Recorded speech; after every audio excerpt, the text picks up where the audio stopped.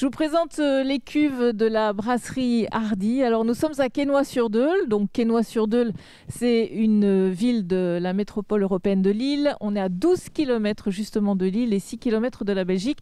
Et cette brasserie, eh bien, a aménagé dans ce local. C'est une ancienne filature de lin. On découvrira un peu son histoire tout à l'heure.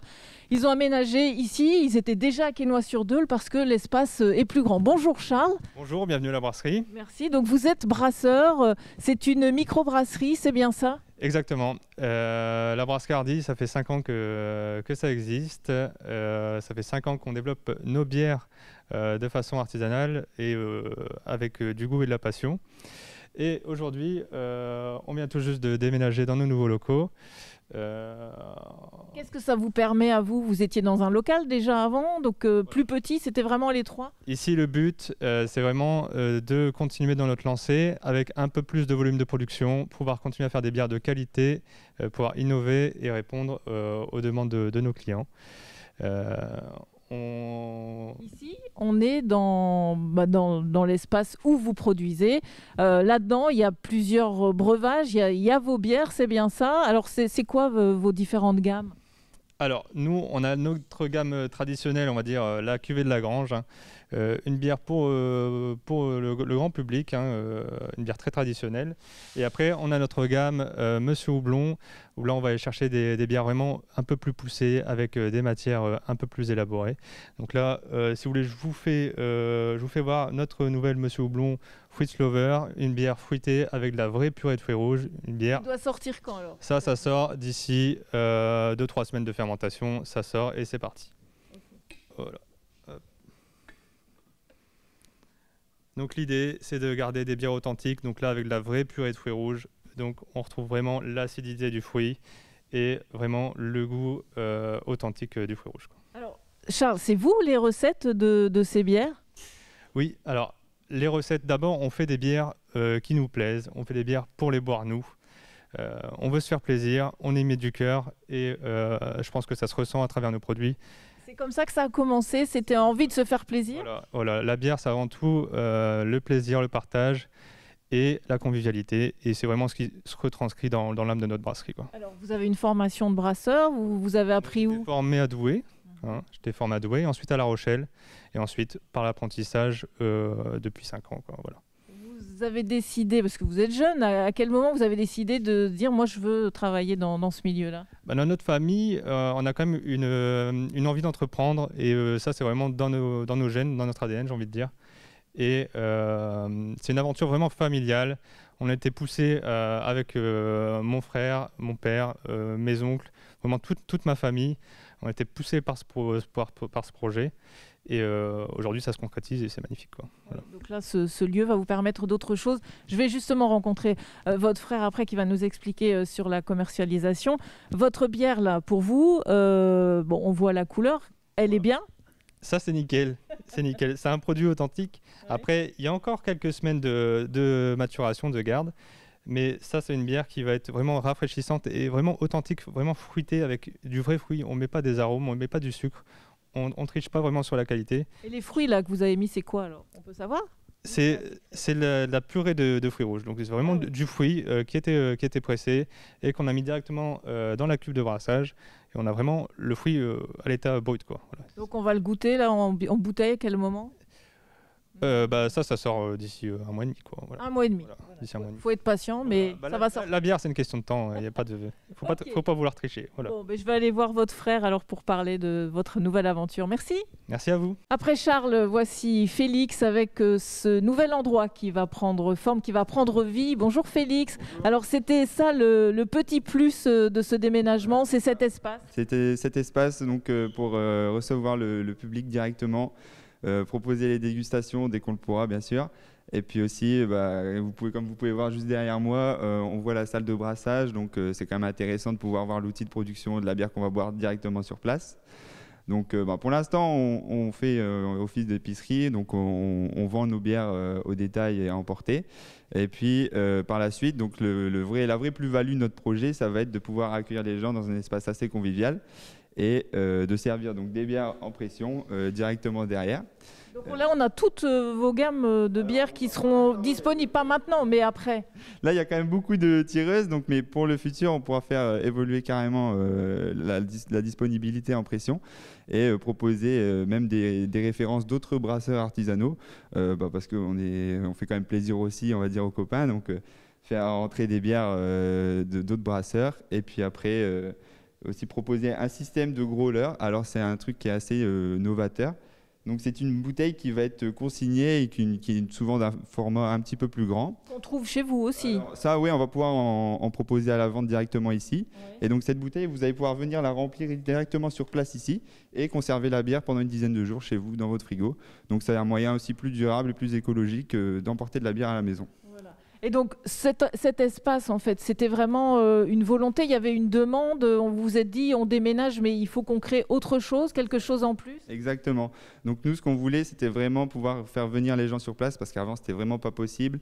Et il faut savoir quand même que la vente directe, pour nous, les brasseurs, c'est quand même quelque chose qui est très intéressant. Ça nous fait vraiment beaucoup de visibilité. Et puis après aussi, le bouche à oreille, tout ça, c'est quand même quelque chose qui marche bien. Et donc, on s'est lancé là-dedans. Et puis aussi, notre objectif, c'est pas forcément de faire de la quantité, mais plutôt de la qualité. Donc, on préfère faire venir les gens directement sur place et se rapprocher du produit. Voilà, exactement.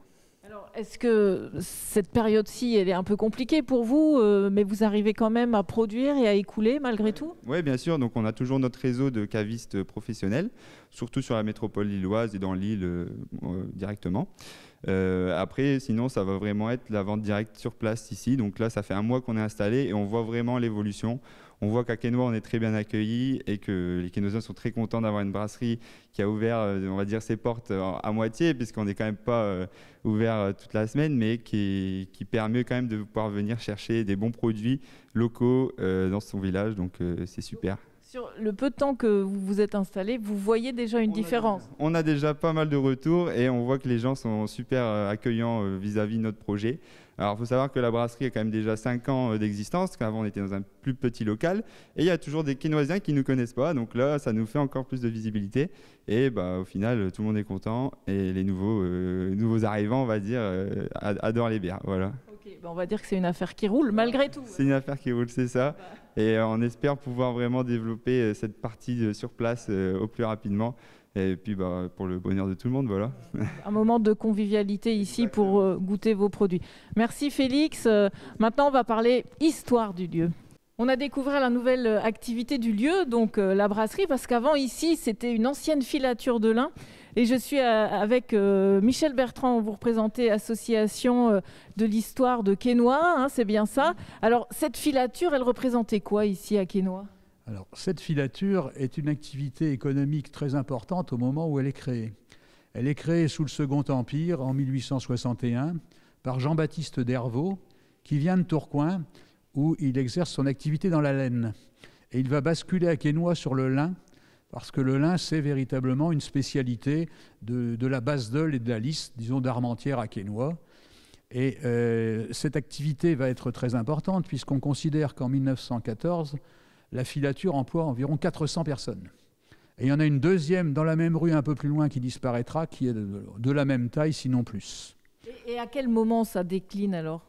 Alors le déclin se fera essentiellement, on va dire, après la Seconde Guerre mondiale, où il y a déclin de la culture du lin dans la région, il y a déclin de l'utilisation du lin pour diverses raisons. Et on peut dire quand même que la guerre de 1914-18, très importante à Quesnoy par ses destructions, va aussi jouer un rôle néfaste. L'usine, cette usine Dervaux est détruite, elle sera reconstruite et elle repartira, n'aura plus la même importance. L'autre filature, d'ailleurs, ne sera pas reconstruite à Quesnoy. Alors aujourd'hui, cette filature, c'est une friche. Hein. Il y a tout l'aspect derrière qu'on ne va pas découvrir parce qu'on n'y a pas accès. Mais le fait que les frères Hardy ont décidé de se réinstaller ici, c'est un plus quand même pour Quesnoy. C'est en plus une activité qui est tout à fait aussi caractéristique de la région. La brasserie, c'est une activité du Nord, c'est une activité où il y a toujours des clients derrière. Et nous préférons avoir une activité comme la brasserie Hardy que d'avoir des activités momentanées ou des activités de stockage ou des activités, comment dirais-je... il n'y a pas de vie. Ici, il y aura une vie. Tout à fait, qui ne sont que de la retransformation du rhabillage. Merci beaucoup pour vos explications. Je vais continuer et on va rencontrer un ancien maire de la ville. C'est Roger Lefebvre.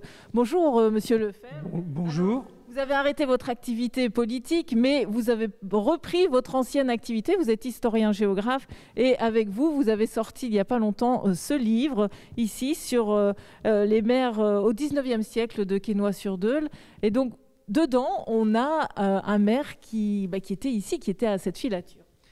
Oui, parce que, disons, la commune, le conseil municipal de la commune a toujours été dominé par la bourgeoisie industrielle.